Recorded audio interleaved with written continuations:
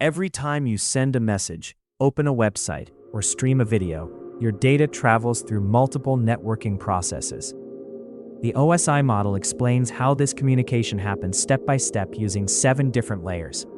In this video, we will understand each OSI layer with simple examples. The OSI model stands for Open Systems Interconnection Model. It was created by the International Organization for Standardization, also known as ISO.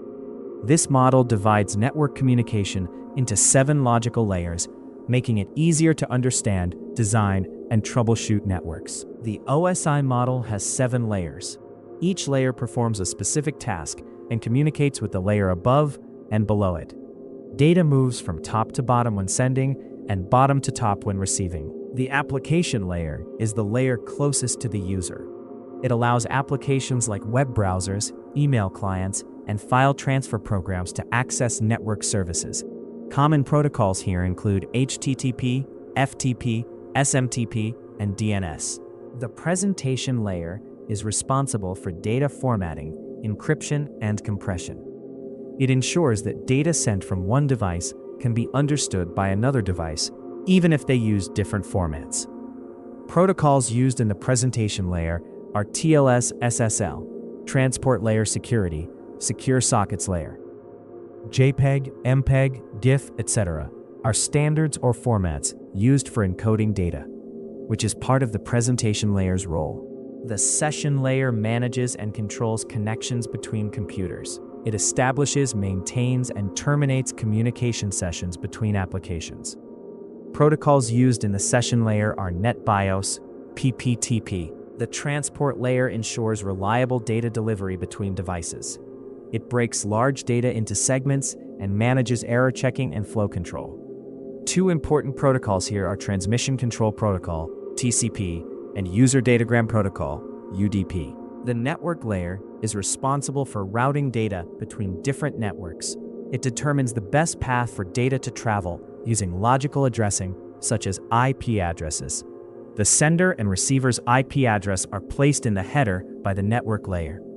Segment in the network layer is referred to as packet. Network layer is implemented by networking devices such as routers and switches. The data link layer handles communication between devices on the same network. It uses MAC addresses and ensures error-free frame transmission between nodes. Packet in the data link layer is referred to as frame. Switches and bridges are common data link layer devices. The packet received from the network layer is further divided into frames, depending on the frame size of the NIC, Network Interface Card. DLL also encapsulates sender and receiver's MAC address in the header. The receiver's MAC address is obtained by placing an ARP, Address Resolution Protocol request, onto the wire, asking, "Who has that IP address?" and the destination host will reply with its MAC address. The physical layer is the lowest layer of the OSI model. It is responsible for transmitting raw bits over physical media such as Ethernet cables, fiber optics, or wireless signals. When receiving data, this layer will get the signal received and convert it into zeros and ones and send them to the data link layer, which will put the frame back together. Common physical layer devices are hub, repeater, modem, and cables. When data moves through the OSI layers, it undergoes a process called encapsulation.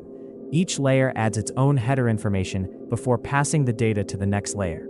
The OSI model is important because it helps engineers design networks, troubleshoot problems, and understand how different networking protocols interact with each other. I hope this video helped you understand the OSI model and its 7 layers clearly. If you found this helpful, please like the video and subscribe to BMS Tech Idea for more networking tutorials. The next video will cover TCP versus UDP in D2.